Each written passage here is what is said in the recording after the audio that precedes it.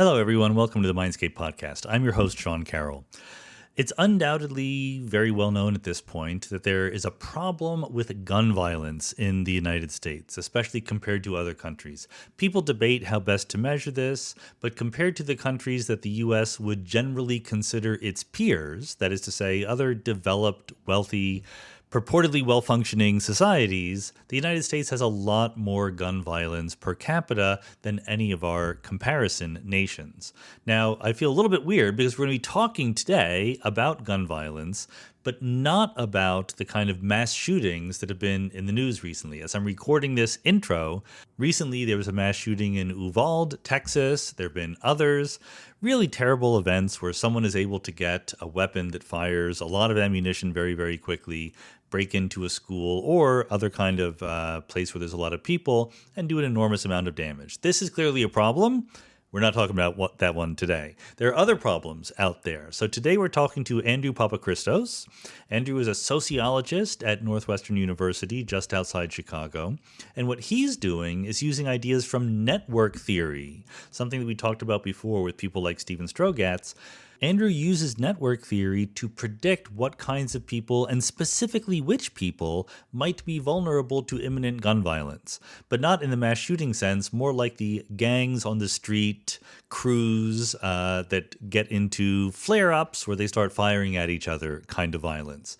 It's an interesting problem that sort of combines criminology, sociology, and math, because you use the math of the network theory to say, well, this person is in the following network in the following ways with these other people, that puts them at greater risk than they might otherwise be.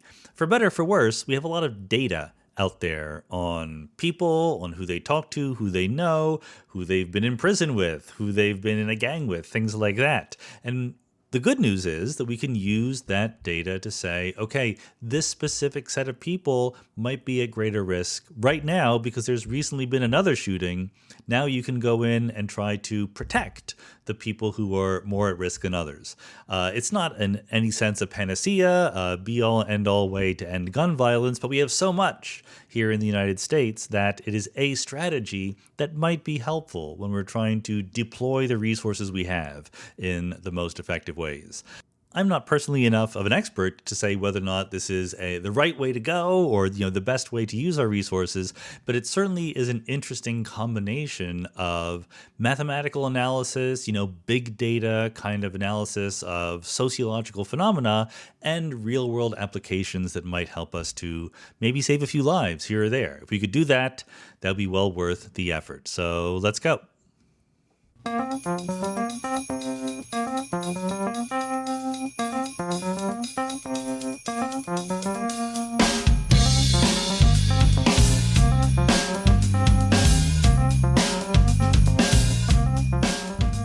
Andrew Papachristos, welcome to the Mindscape podcast. Thank you. It's a pleasure to be here.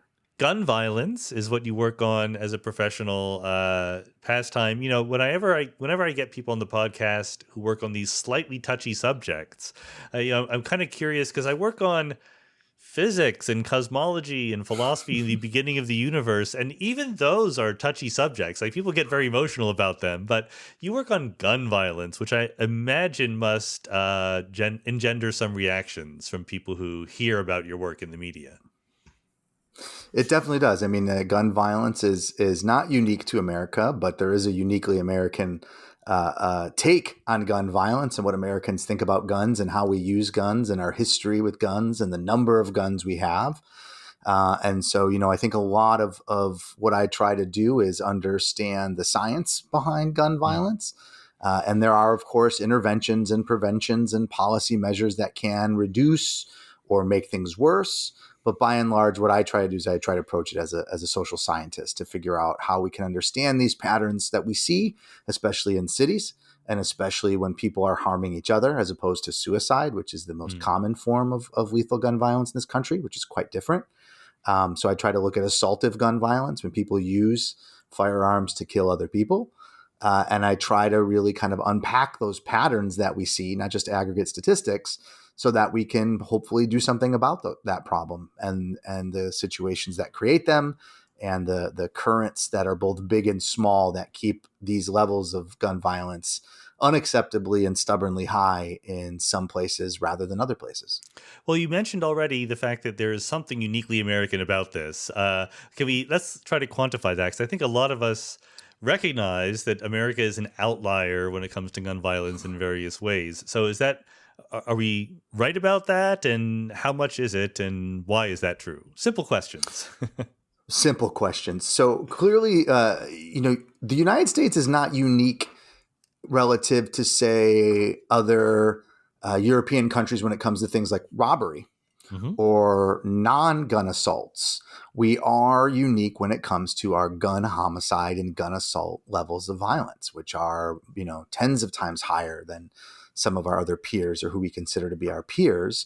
Part of this, of course, is the presence of firearms. We have more guns in this country than people, which is not to say those guns are evenly distributed across households. They are not. Right. Most people that own a gun own multiple guns, which is, again, not uncommon of people that are into something, right? Some people are into shoes and sneakers and cars, and some people are into guns for whatever reason. So there's a unique part of this country that is about, owning a gun. It is a constitutional right. And is being upheld by the Supreme Court. But there's also something uniquely American about the idea of arming ourselves to protect ourselves. So the number one reason people carry or own a firearm in this country is for protection.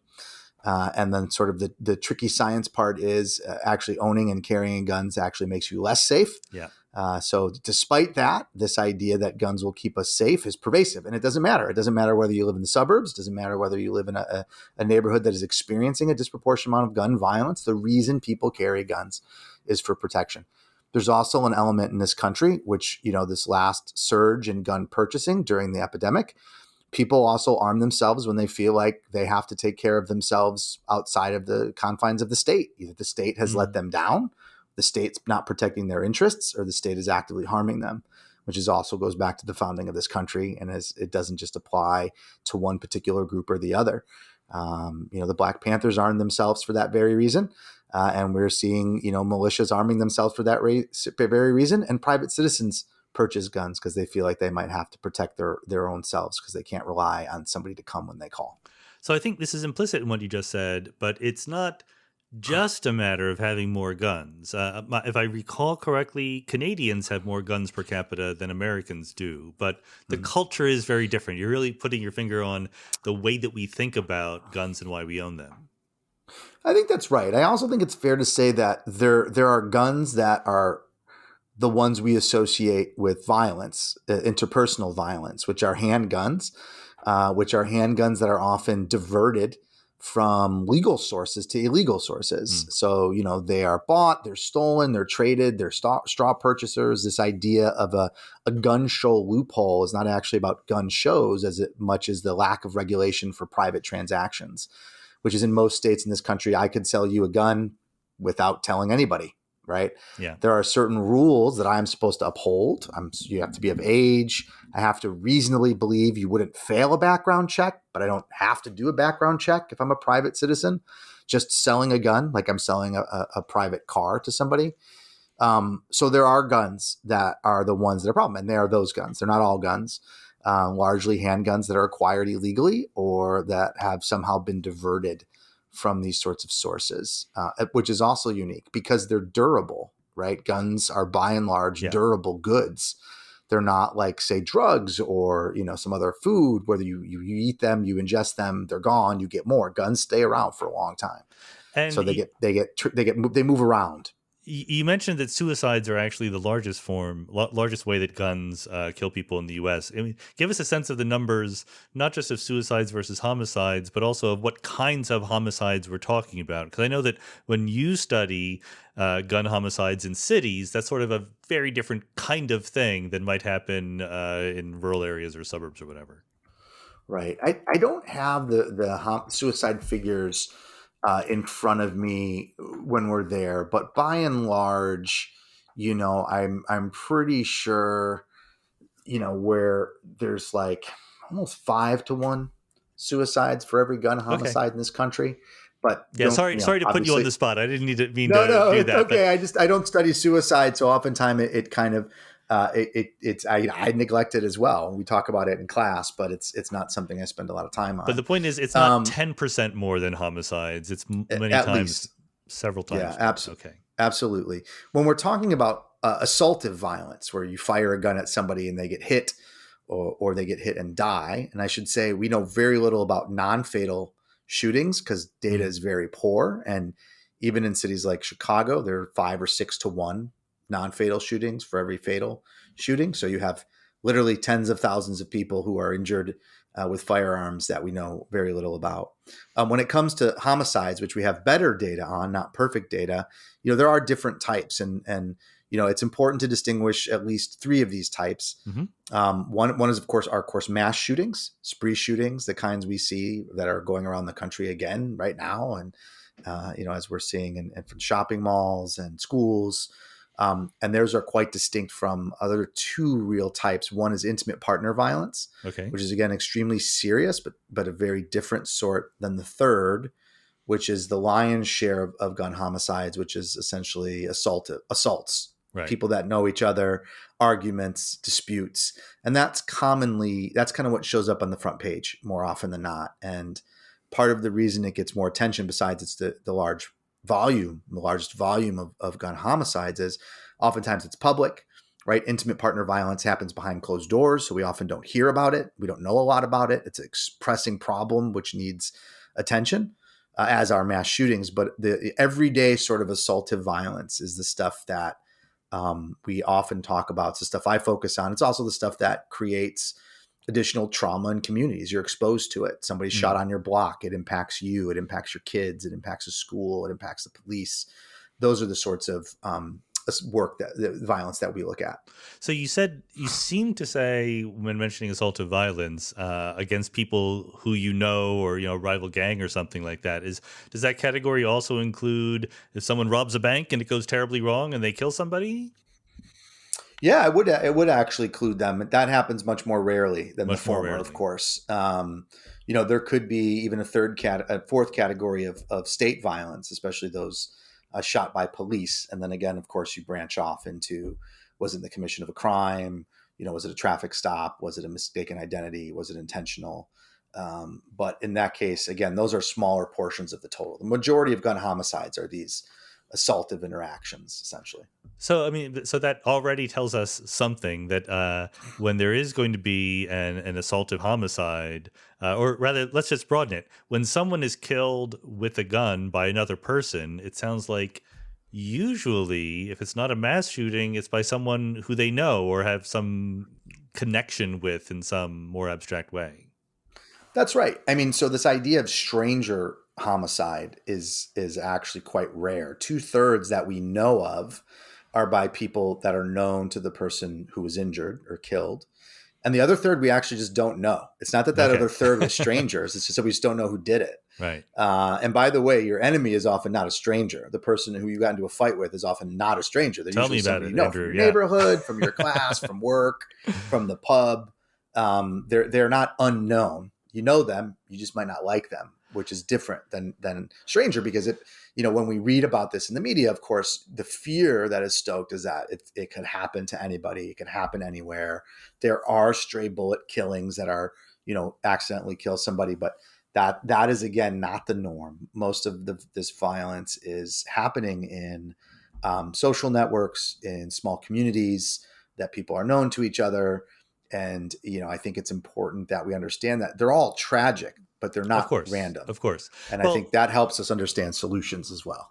Just to get on the table, the idea, I think that exactly because this is such a hot button issue and such an emotional issue, some people will be upset when you talk about certain types of gun violence and not others, right? Or, you're choosing to focus on something. And I'll just go on the record as saying that I would like to understand it all so that we can diminish the rate of all of it, no matter what kind of gun violence it is.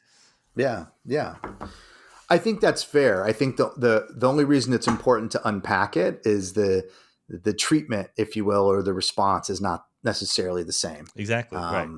And I do think it's important because we often talk about gun violence as an epidemic or public health problem, which it is. If we take that literally, though, we do need to understand whether it was intimate partner violence versus a mass shooting is going to elicit a different response, right? It's very hard to predict in any real sense mass shootings. You can look for warning signs. There are things like red flag laws, which are when you prohibit somebody from owning a firearm that can reduce intimate partner violence and mass shootings. Mm-hmm. But then there are other things that wouldn't necessarily apply to, say, a young man on Chicago's West Side who's involved with a dispute in a crew, right? They're not using legal firearms. No flag would go off. They're probably outside of, say, a school system or a health system where a red flag would pop up.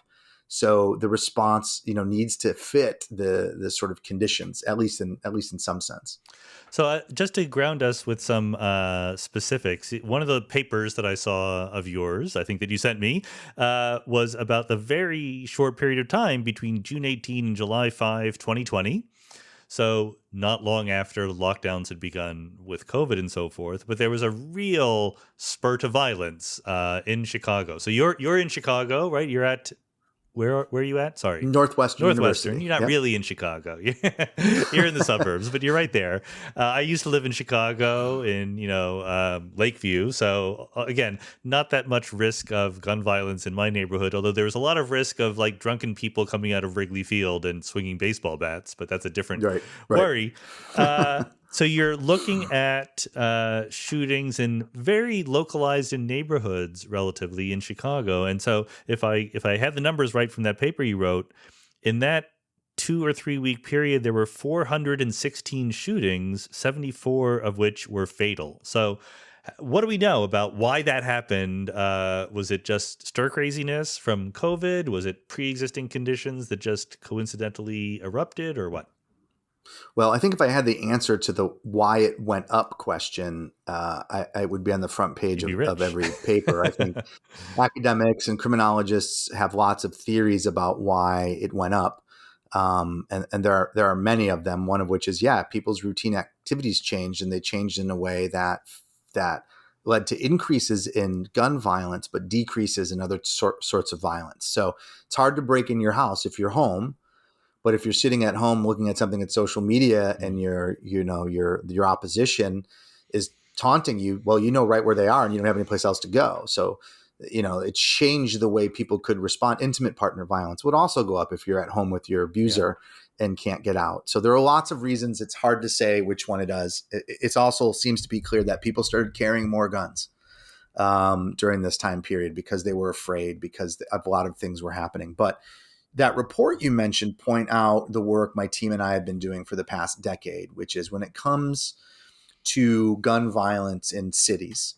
And here we've studied Chicago and Boston and Oakland and New York and Newark and Cincinnati and New Orleans and even Evanston, which is where Northwestern lives. And we've noticed a pattern that is consistent, which is gun violence concentrates in very, very small social networks. Even in communities that have high levels of gun violence or experience high levels of gun violence, generally the victims and potential perpetrators of shootings are in a network of a couple hundred people, right? Or depending on the city or neighborhood, a couple thousand people. So in our study of Boston, 85% of all fatal and non-fatal shootings happened in a network of 700 people, less than 4% of this community's population. And in Chicago, when we did the whole city of Chicago, again, less than 4%, about 75% of the fatal and non-fatal shootings. And when I'm talking about networks here, I'm talking about instances where people were either engaging in a crime together or arrested together or were co-involved in an event that elicited some system response. But we can think of it broadly as the people you hang out with. The people that hang out with that would have your back in a fight tend to be your network. And it turns out what we found in Chicago in general, but during this 3-week period, was that your probability of being a victim is directly related to how many people around you are getting shot. So if you're friends, if you're in parts of a network where victimizations are happening, your probability skyrockets. And in fact, these can create cascades. So one person gets shot, and then a few days later, somebody else, or months later, somebody else. It's almost like a chain reaction, if you will. And what we found during those 3-week period was all of these old, well-worn pathways these old networks that had been in the neighborhood, sometimes active, sometimes inactive, started popping up. So again, not in new places or unexpected places, but among groups and individuals and crews who were already at high level risk. All of a sudden, the light started going off and shooting started to happen. And in one of these chains, for instance, there was 4 shootings in 10 days. And in another one, there was 6 shootings within 15 or 16 days, right? But again, a sequence that was knowable and predictable potentially. And, part of what we were arguing and continuing to argue is that that's the sort of information that can be actionable for on the ground violence prevention efforts to try to get ahead of not just shootings, but trauma and responses to people who might be victimized. So the idea is that obviously, like, different sets of people have different likelihoods of being in one of these terrible shootings, depending on your income, your geographical location, your race, your age, and things like that. But you're saying there's sort of even more fine-grained data about who your friends are that could be used to really say, no, you in particular are at heightened risk. Right. So the first way you sort of described it are usually what we call the sort of risk factors approach. And to summarize, a century of research, living in a poor neighborhood, being young, being Black or Latino, being male, all of those things carry high levels of risk in this country for a great many things, from heart disease to, dropping out of school, but especially to gun homicide, to being a victim of gun homicides, one of the leading causes of death for young Black men in this country and young Black women. Latinos, of course, have higher rates than their white peers, but by and large, this is one of the main killers of young men of color. So, but when you start to look at a city like Chicago and say you're going to, again, say the west side of Chicago, well, those risk factors describe 90,000 people. Yeah. And I'm using air quotes here for the radio, only a few hundred will get shot. So it's not being poor, or being in a neighborhood that has been disinvested in and segregated for centuries, right? That's part of it. But most people that live there don't get shot or don't shoot anybody. So how do you go from these structural conditions, which are real, which create these networks, to trying to figure out who's in harm's way today? And that's the jump we take, right? Yeah. You want to create small networks with a lot of guns in them. You have a segregated neighborhood with high-rise housing projects and you close schools, right? But that condition is there and it needs attention. And in the meantime, you have to save lives. And sort of this network focus is really, it's more triage than it is changing structural conditions. But you need to do both, of course. But it is a piece of information and set of analytics that can be used to potentially, again, mitigate trauma and maybe reduce harm while you're trying to figure out the big stuff. But the end result is not a vague description of risk factors. It is potentially, some estimates of like, yeah, Sean's in harm's way or Andy's friends are getting shot. Maybe we should reach out to Andy. And that it becomes actionable for on the ground prevention efforts. So was this particular jump in June, July 2020 a Chicago phenomenon, or did it happen in other places as well in the U.S.? So it happened across the U.S. Chicago is definitely not unique, nor was Chicago the highest increase. I mean, some of the highest increases happened in cities we're not talking about. Buffalo, Flint, Newark. Chicago did horribly. Let's just be clear. Sure. But it affected the whole country as a whole. Right. Chicago probably had the highest number, which we continue to do, but we're not usually the highest per capita. And Chicago had a horrible 2021. Things are looking a little bit better so far this year in Chicago, but it's way too early to know what's going to happen. I mean, this might be jumping ahead, but is there some sociological, theoretical explanation of why Chicago in particular is very bad? When you say like Buffalo, Flint, I can see economic issues that are looming very large. Chicago seems to be economically to be doing pretty well. At least it was when I lived there. Obviously, it has a tremendous history of segregation and racial issues, but other cities do too, New York, LA, whatever. Or there might just be kind of special circumstances that we can't explain with some grand sociological theory. Well, first of all, Chicago is special. Let's just be clear. It's the greatest city in the world. However, to answer your question, Chicago, I would say today the best comparison would be Los Angeles in the 1990s. Mm-hmm. Some of the things that keep Chicago's homicide rate higher than its peers, and it often gets compared to Chicago, New York and LA, has to do with the levels and the size of the city. What keeps Chicago unique, one of the things outside of segregation, racist housing policies, and all the things that kind of create neighborhoods that have high crime rates and keep them that way, is its history of gangs in this city, which is fundamentally different than some of those other cities. LA had a similar history, as did New York, but their gangs didn't grow as big and as pervasive as Chicago's in terms of the level of organization and politicalization. And that still lingers to this day. Guns. Chicago recovers more guns. There are more guns in Chicago than there are in New York or LA. And part of that is not necessarily the city's gun laws or the states, but our proximity to states like Indiana, which is where our second largest source of guns come from, which is largely a cash and carry state. And the two other ones, which are really important, and there are others. One is, the continued dominance of a political machine system, which has slowly changed over time. But, that's part of what keeps crime in some neighborhoods and not in other neighborhoods. It creates the boundaries, almost criminological gerrymandering, in a sense where I'm going to actually write that one down. Yeah, that's good. I like that. It's pretty much what you have. Like if you're a powerful ward boss, you can get services. Cops will come, they will do sweeps and serve warrants. And the last thing, which is so important in Chicago, is of course the utter lack of, I'm using the word reform broadly, but like change in policing in this city. So I point to LA because LA had similar gangs to Chicago in the 90s, horrific scandals in policing. The Rampart scandal was one of the worst in the history of this country. It's no longer the worst. Chicago's beating it with the new Watts scandal. But it was one of the worst, and they had a consent decree, and they had massive shakeup of that department. Now, I'm not saying that's the solution, because the same time LA did that, they also started their grid office, which was their public office for gun violence reduction. Chicago just started that office 2 years ago. Okay. So we haven't seen the reforms for the justice system. We haven't seen investment in on-the-ground community violence prevention.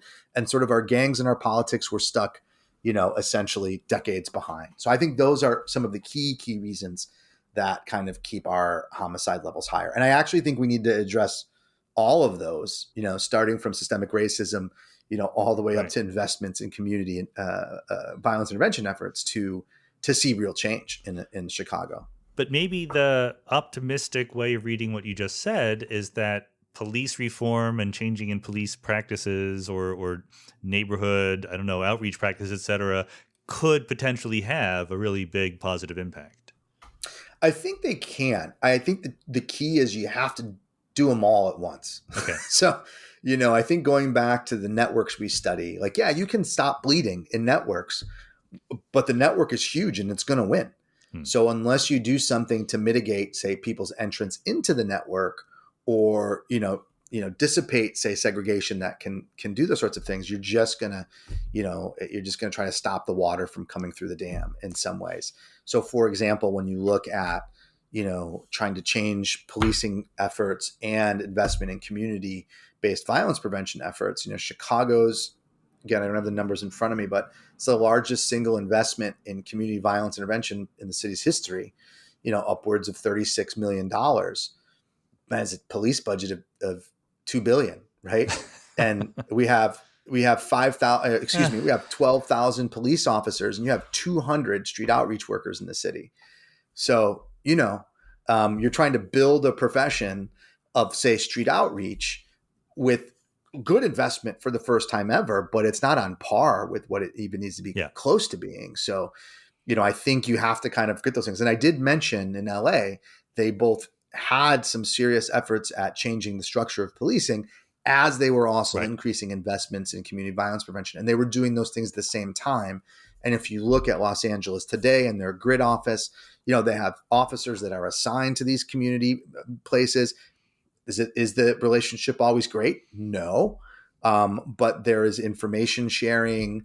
There are accountability mechanisms in place. And there are just some things that we need to figure out that we're just starting. I actually do think that the starting of the office, or excuse me, the expansion of the office for violence prevention in Chicago is great. The state of Illinois also just created its own office for violence prevention. That is hugely important. Turns out there are other cities in Illinois, and some of them need a lot of help, and they haven't been getting attention because of the dominance of Chicago in the public narrative.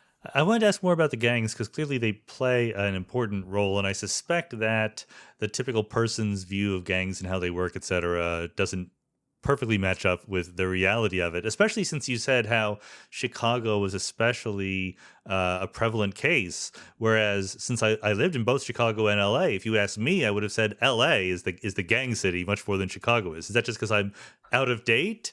Yeah, it's just you haven't realized changed? Chicago's specialness enough, essentially. So I don't know enough about LA in terms of its neighborhood factors. I would assume it's more similar than dissimilar to Chicago.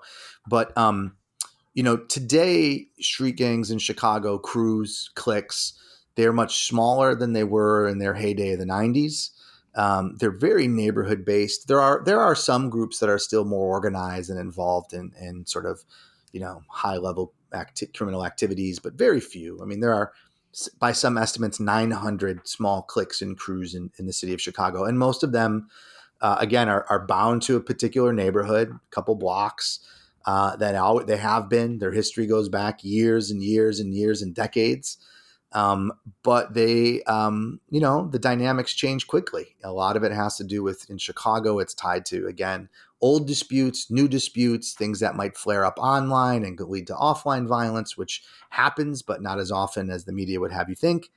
But they're small. There's small crews that are really tied to a neighborhood and their friends. And that part is not as different than groups in other cities.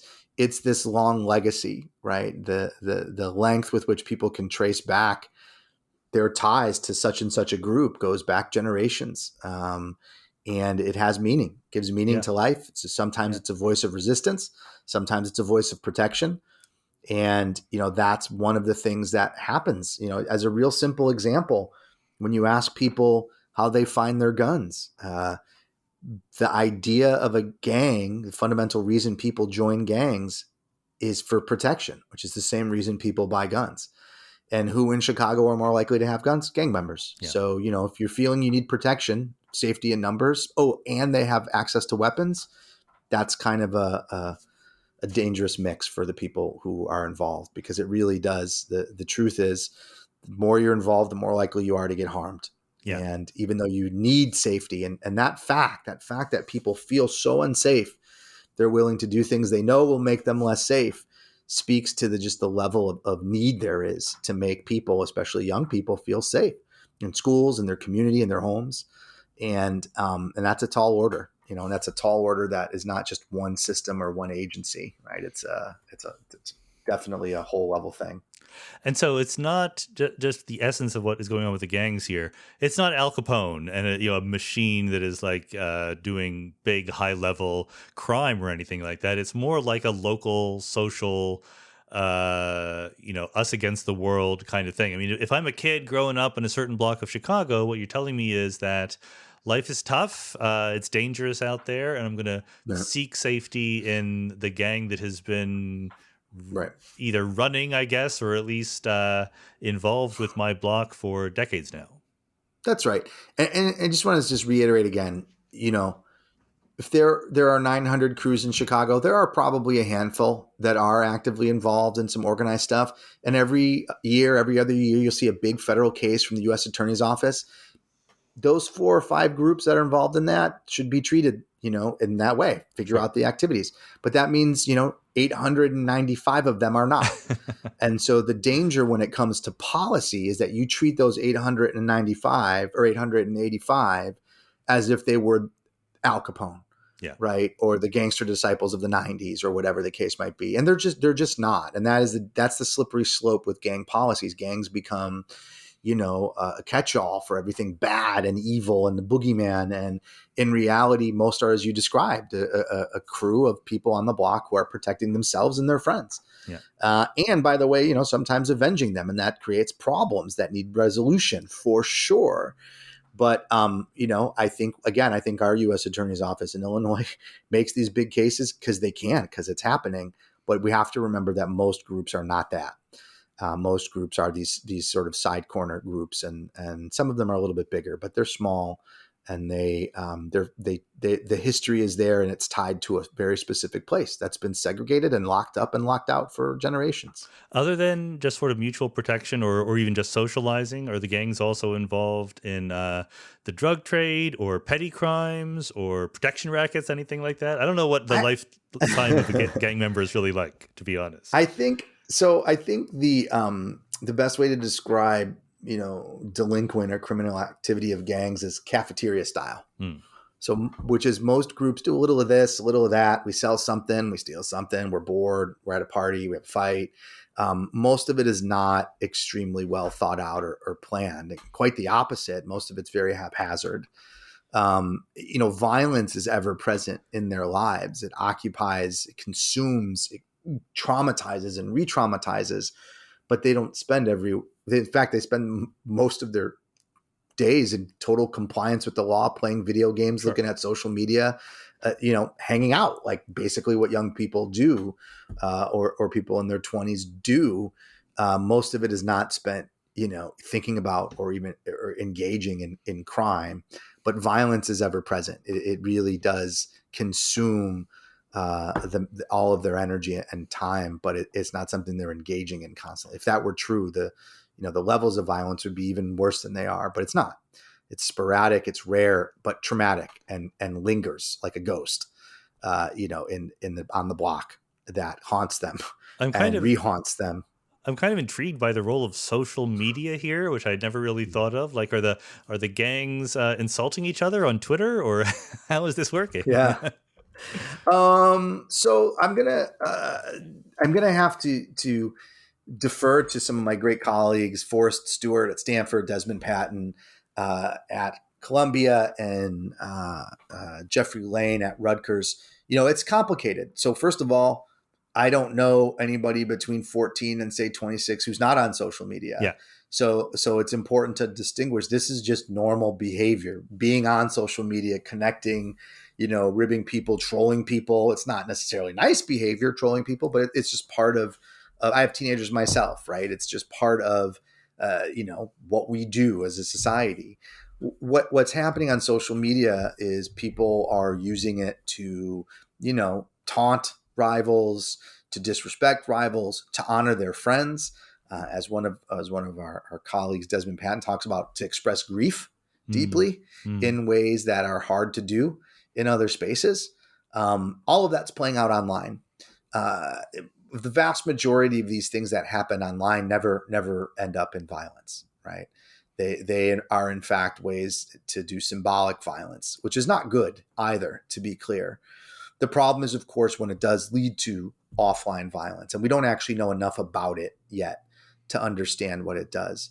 It does seem, in my assessment, to make things ramp up much more quickly because it's not nonstop, right? And it can, especially where music is concerned, drill music, you can tell your story, or you can, and it's out there. Now other people can view it. So it's almost public. It's public displays. People are watching and seeing and reacting, which is not then different than what people do offline, except it's immediate and you have a broader audience. You can spread go viral. It can spread very quickly. Right. But again, the link between online and offline violence is it's hard to make it causal, but it definitely does happen. And I think people are working on it to try and understand, how can that be used? Because I will also tell you, outreach workers in this city use it to calm things down as well. Right. So you can use those tools. And there are plenty of people talking about, well, can we have trained social workers in these space, or people that can respond? And outreach workers and violence preventionists are doing that naturally.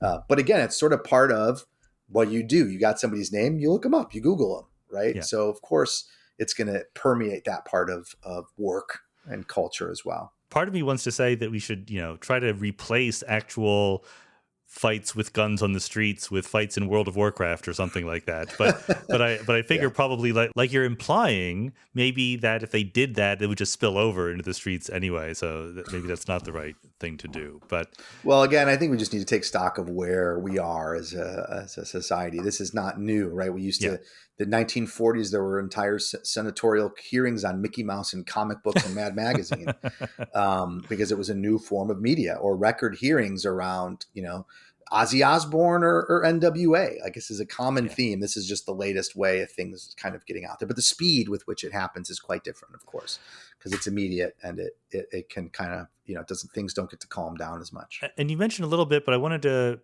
focus in on just for a second the role of the police in this. It can be for better or for worse, I imagine.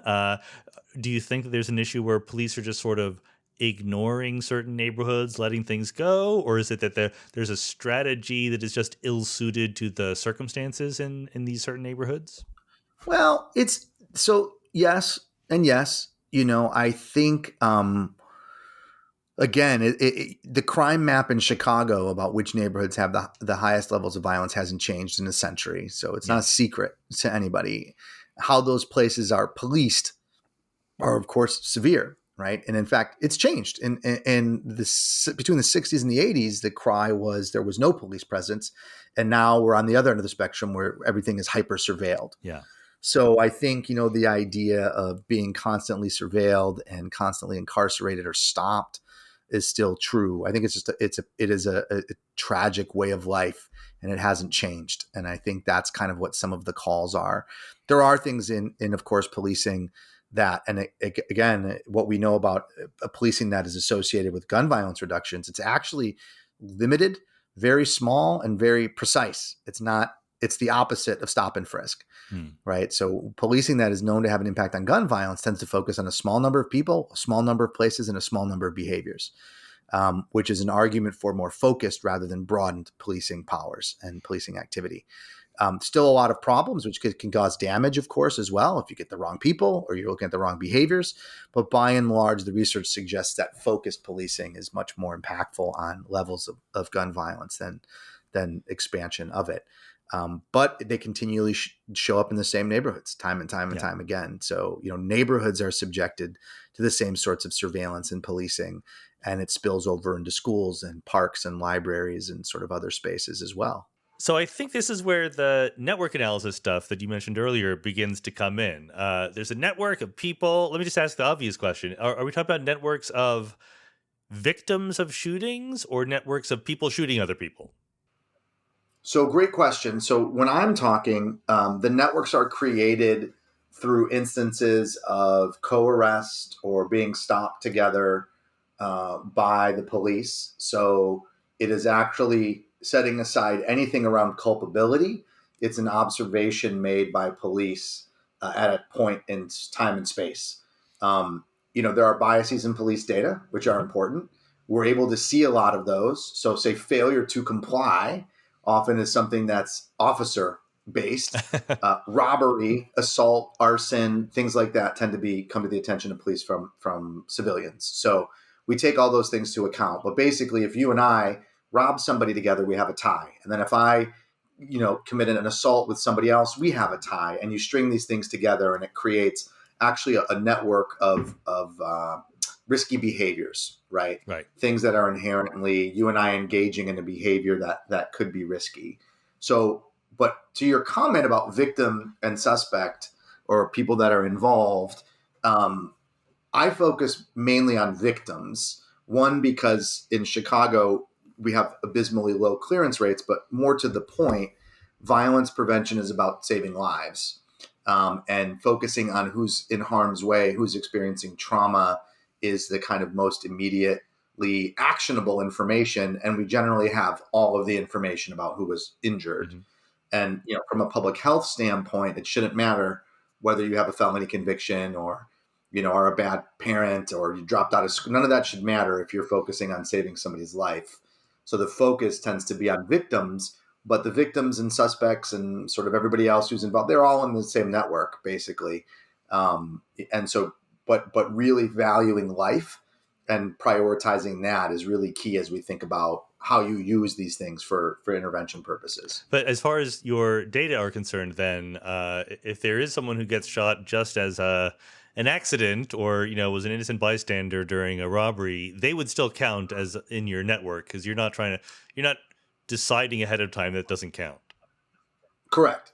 They're in there. And by the way, one of the things we learned by having them in there is many of these sort of stray bullet incidents aren't that far stray, right? They're tragic.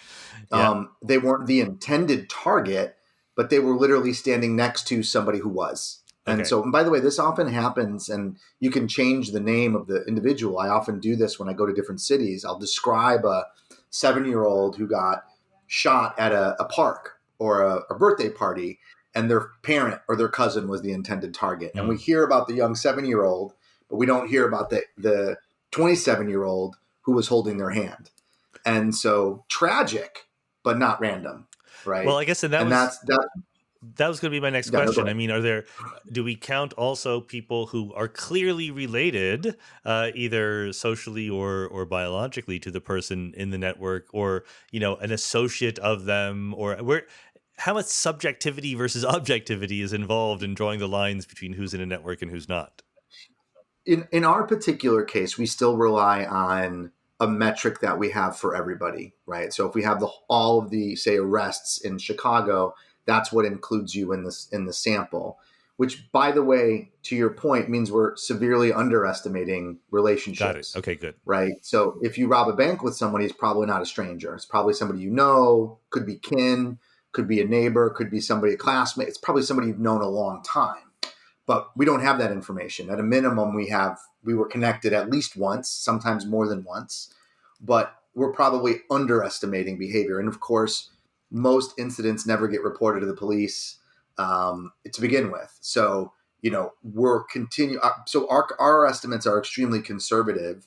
If you had information like you're talking about, and we see this qualitatively, like when we're working with partners or we're trying to understand more about a particular neighborhood or group or whatever, then we start to get into this information. And to your point, somebody's, former romantic partner or their neighbor of 20 years or their cousin or their uncle. But we just don't have that systematically. But, qualitatively, it seems to be true, but I don't have it at the same level of analysis as these other instances. You kind of begin to see as a scientist why the surveillance state is so attractive, because we'd have so much more data if we just tracked everybody and knew everything about them and could plug it into a computer. I'm not actually in favor of a very high level surveillance state like that, but the data would be cleaner if we knew everything.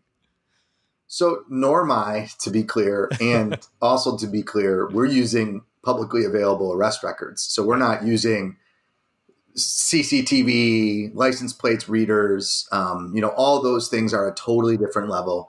Again, we rely on basically public data. You can go to your court and get arrest records. We're just looking at the digital versions of those, which again, in most cases are available. We don't even have to FOIA them, but you could. It's just a matter of looking at them slightly differently. Of course, the surveillance state in that way is also goes horribly wrong. I know you were teasing, but we're on tape here. I want to make sure I'm saying very clearly what we're doing and what we're not doing. You're not allowed to joke on the podcast without immediately saying that was a joke. Otherwise, people will take it out of context. That's absolutely true.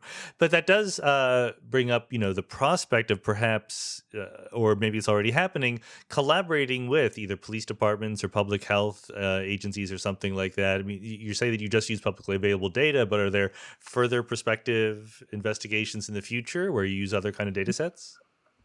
So you named two. So the short answer is there's lots of potential uses for the science, but you named two agencies that use them very differently. You mentioned the police and public health entities. Mm-hmm. There's a third one, which I'm working with, which are community-based entities. Police have used these technologies and sort of approaches, and it hasn't gone extremely well. And it hasn't gone extremely well because they've done typically what police do. They get some printout, they make a list, and they do what cops do, which is they work a list. And whoever's on the top of the list is number one, and whoever number two is number two. And that's how policing tends to work. They work calls, they work lists. which is problematic when it's something that's imperfect, like data and analytics, right? When you look at the predictions or when you look at these statistical models, they're pretty good. They give you information, but if you follow them blindly, it's problematic. It's especially problematic when it's done from the arm of the state that treats a victim like an offender, right? Sure. So as soon as you start going into this world of trying to find a suspect or trying to find a quote offender, there's this little thing called the Constitution, and even bigger thing called morality about how do you do that in a way that's fair and just and transparent. And we haven't seen that done successfully yet in the policing context. In the public health context, the science is exactly the science of contact tracing. It's literally finding out who's in harm's way, getting resources to keep them safe. And it can be done successfully. And we've seen this done, by the way, in other epidemics, the HIV epidemic, when we have outbreaks of other infectious diseases. COVID is in one example, but COVID spreads much more quickly than gun violence. It's an airborne pathogen, right? And so it's harder to contain COVID. Gun violence is relational, so it's more like a bloodborne pathogen than an airborne pathogen. But you're still tracing these patterns. This is what street outreach workers do, which is the last thing I'll mention where we're trying to find the uses. Street outreach workers, these people with lived experience that are trying to stop disputes, they literally place themselves in these networks. That's how they do their job. They're trying to figure out what are the active disputes, how do I get myself situated in there such that we reduce harm. That's a perfect use for it. That's not tied to overly harsh penalties or removing somebody's liberties. Also not without potential problems, but there are ways we've done this again in public health that I think offer at least a starting point to use it. The last thing I'll say, this comparison, is when you think about science, right? Science is providing some tools.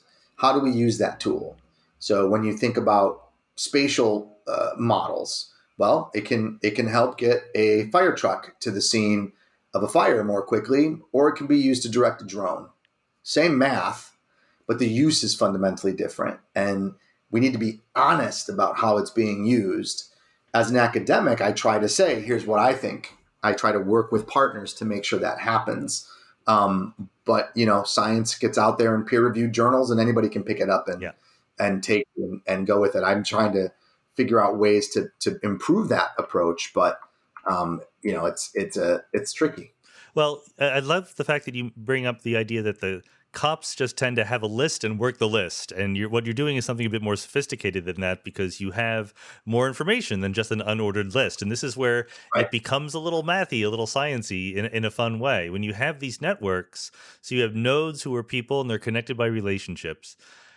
As far as I know, I'm not a super expert, but there are different kinds of networks, right? There are dense networks, sparse networks, small world networks. Are there characteristic features of the kinds of networks that you're seeing? So this is a great question. Let me also just say, when you talk about, we all live in these worlds, right? And we all know a lot about our own small world. And so when you bring these images, say to street outreach workers or teachers, my sister's a teacher, we often talk about I was like, tell me what's going on in your school. She starts describing them. I see network images, right?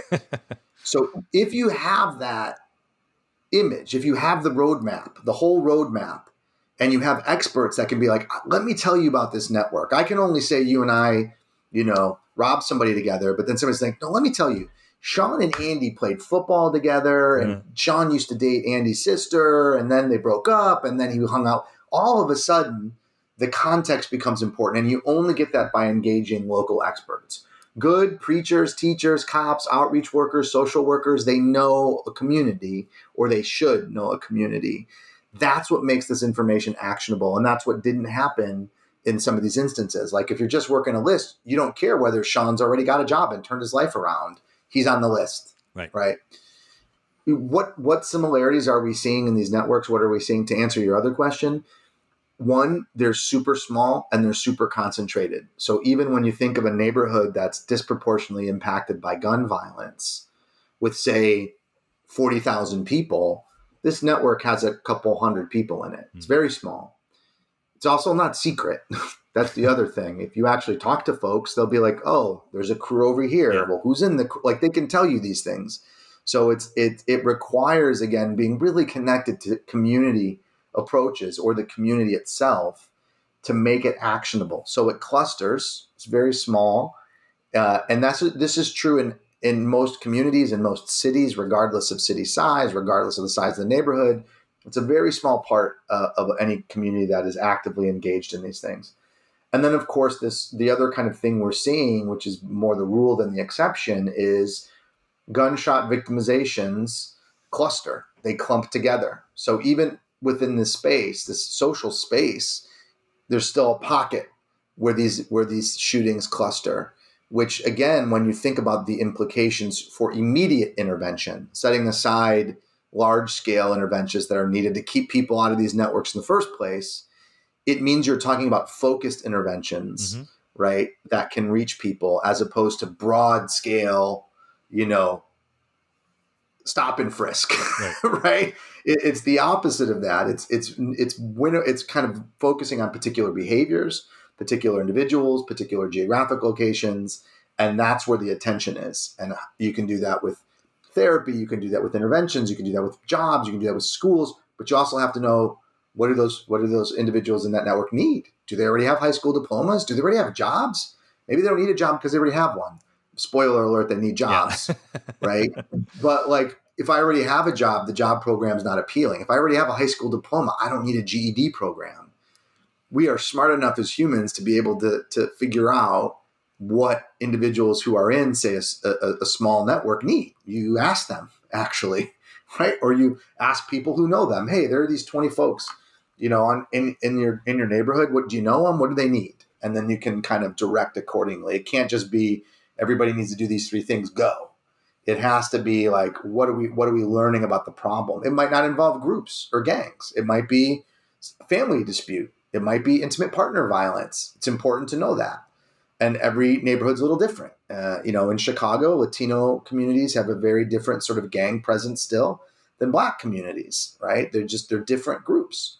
You can't cut and paste. You got to understand the contexts. Conversely, Black communities don't have to fear ICE the way Latino communities did, especially under Trump, right? There was a clear, fear that rose during those 4 years that changed the dynamic of people talking to people. And, you wouldn't expect that, say, in a Black community in Chicago. Well, I'm not sure how helpful it is to your research, but I do have to ask about the topology of these networks. Are they situations where there's like a very, very, very small set of super influencers who know everybody? Or is it that everybody else in the network knows everybody else? I mean, that would presumably suggest different strategies for dealing with things. So there are different topologies. The general rule is in networks, but we also see this in where violence is concerned. Most people have 1 or 2 ties, right? Most humans, right? We're talking about people, right? They age out of crime. When you think about young men in particular do a lot of risky, stupid things until they're 26, 27 years old. This is true of humanity. And so that's what we see. Most people have 1 or 2 ties. And then there are some people that have a lot of ties, right? And the people that have a lot of ties are hubs. You use the word influencer. We could think about super spreaders, right? Yeah. This idea that they are people who navigate different sorts of networks and bring stuff with them. And, part of what we're seeing is that those folks are especially vulnerable because they are, again, let's just use the context of street crews, right? Or gangs. If you hang around with one gang, we know it increases your rate of victimization. But if you're starting to hang around with 2 or 3 or 4 different crews and those crews don't like each other, either you have some kind of predisposition to make everybody like you, or you're really putting yourself out there. Yeah. And you could be putting it out there for all sorts of reasons. Family ties that cross getting boundaries. It could be an inadvertent ties about schools or sports, or you could be running a scam or an operation, or you could actually be engaging in dealing firearms or drug, whatever. I don't know. But that person who is connecting disconnected parts of the networks, they're unique, and there aren't as many of them. Most folks have one or two ties, and it's not a I say big deal. It is a big deal because it puts them in harm's way, but it's not for stuff.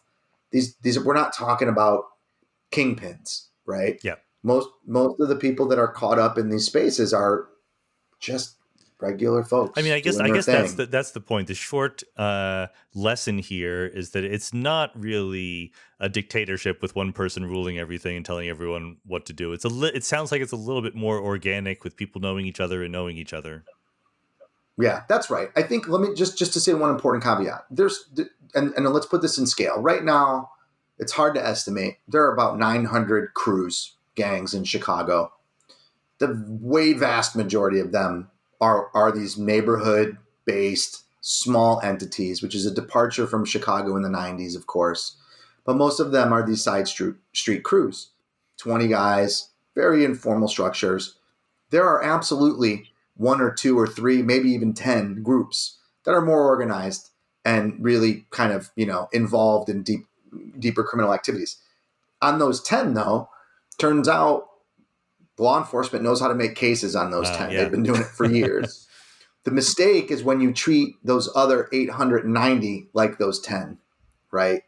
And which is those other 890, which is the majority of the sort of groups. They're just different. They are. It's not an on-off switch. It's a toggle switch, right? We have this crew. It's from the block. There's some family ties in it. Somebody gets hurt. We rally together and things get amped up.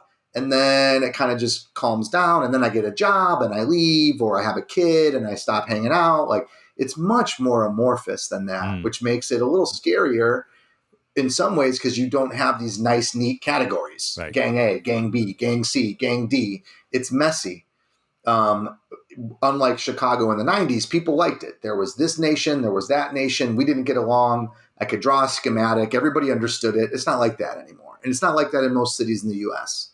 And so I mean, part of your ambition, obviously, is just as an academic, you want to understand what's going on, but you also want to do some good here, because it does seem like there's room for doing some good. And the good to be done is not just help to arrest people who shoot others, but to prevent it from happening ahead of time, right? To give some warning. I mean, can you say a little bit about how we would imagine in a very specific way what we would do to lower the chances that someone is going to be a victim of one of these shootings? Yeah. So I think the first thing, if we take the lessons we've learned, and again, I want to stress that this is more of the triage approach, but you do need to combine it with thinking about these bigger issues, like keeping people out of these networks in the first place. When there's an event, when there's a shooting, saturating that part of the network with a trauma response could be life-saving, which is you could help mitigate retaliation, which happens in about a third of cases in Chicago. But more than that, if you reduce the trauma of the people involved, you are saving lives, right? So, and we're starting to see this in hospital-based programs as well, right? They're starting treating the victim's trauma immediately and the victim's family's trauma immediately by trying to connect them with services, by trying to, divert aggression, by trying to really understand and unpack the health consequences of individuals that are involved. I think that's one of the most promising things, but we're still learning a lot about that. So one of the differences in our prior research on, say, PTSD, a lot of which, say, comes from veterans, veterans have, in theory, left the war zone, as it were, right? They're now home. And so how do you reintegrate a vet into their home life, which is, in theory, safe? Yeah. A lot of the young people who are caught up in shootings, they go right back to the same block. They were shot 600 feet away from their home, and they walk past that every day, right? And so they're re-traumatized simply by living in the same neighborhood, and they see the people that shot them. So it's different. It's new. And understanding that element, that you have to deal with the trauma and people that are continually re-exposed to it, and then somebody else gets shot, right? on the same block, that's unique. And we need to really, triple down on that and invest in it and understand that it is different than other contexts. And, and it's also thinking about, it's not like the public health system has a glowing report card from Black and other non-white communities in this country. There's cynicism, there's estrangement, there's all of these things that have been done, Tuskegee experiments and beyond, that we need to understand in this context. So, but I do think responding to precise parts of a network quickly can reduce some of the trauma. It won't eliminate it. I think it's when we get into this world and we use words like prediction, chasing that as the answer is not the solution. Understanding it's more information that you can respond to quickly. That's kind of the key, in my opinion. But let me just try figuring out how to respond quickly. Yeah. Let me just try to distinguish between what seems natural and obvious to me, which is that literally the family members that go to the hospital with the shooting victim deserve some care and attention to help them get over this trauma. But then are you suggesting that there are people that you can identify as being in the network with that victim, even though they don't go to the hospital, even though they weren't there? But is there a broader strategy just to warn people or help them lower their chances of being part of this cycle of violence? Well, that's a good question. I think for folks that have been in, and shout out to other first responders in this space, when you're in a hospital room after a shooting, it is a microcosm of the neighborhood and the dispute in many cases. So not only are the victim and their family or somebody showing up there, so are the police. Oftentimes other people are injured as well. And so you have in a matter of minutes or hours, you have the victim, the victim's family, the police, the healthcare system, potentially child and protective services, who's in, everybody is converging and this time and pace while somebody is going through the worst moment of their life. Yep. And so it is an opportunity to see and be firsthand proximate to those folks that you might not have information on and reach them. And by the way, when I talk about family, I don't, just going back to the parts of our conversation, the average age of a homicide victim in Chicago is 27 and a half years old. It's almost 28 years old. When we look at some of the programs who are serving this population, a good chunk of those 27 and 28-year-olds have kids. So you now have a child whose parent has been shot, potentially murdered, might be incarcerated. And we talk about a cycle of violence. That's an instance where the cycle of violence is occurring, right? A child experiencing this trauma, now having to have a parent who's dead, incarcerated, or injured.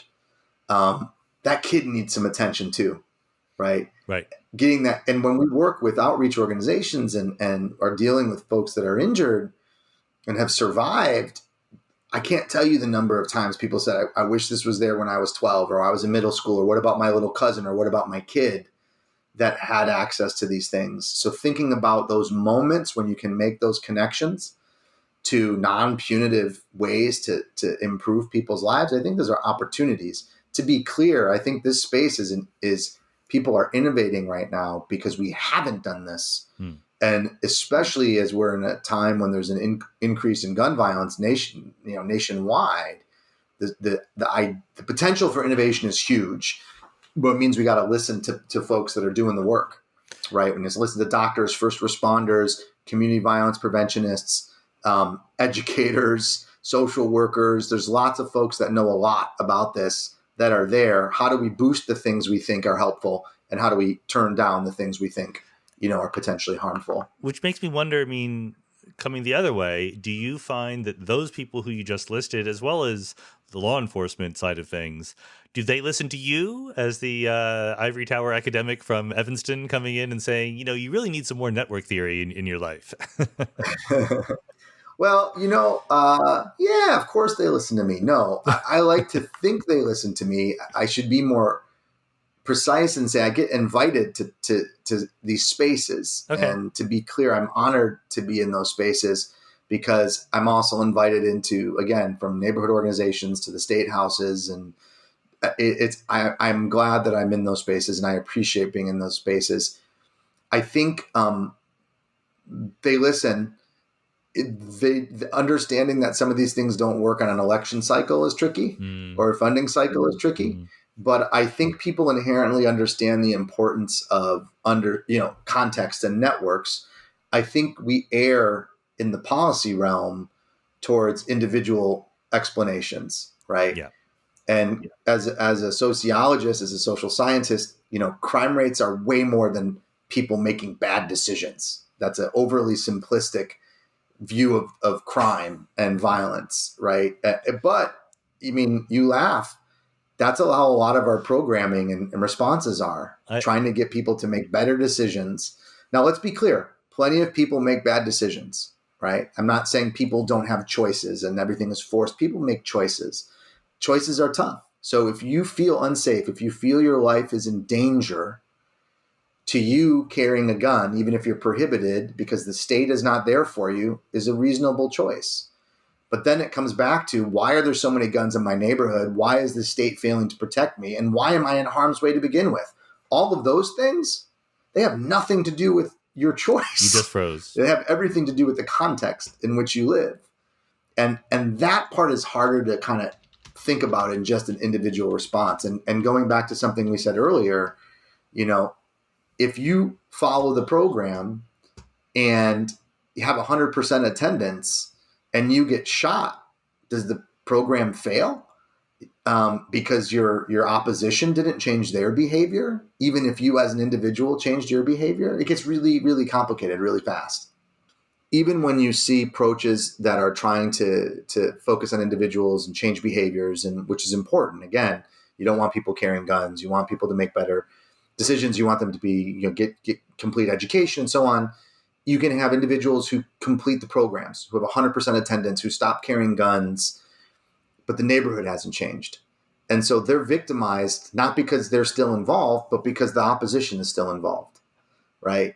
And so if you're not paying attention to the context, all of a sudden what looks like an individual failure, isn't, right? And it's tricky because, again, you want to reach people and have services, but understanding context becomes so key. And thinking about neighborhood level interventions, right?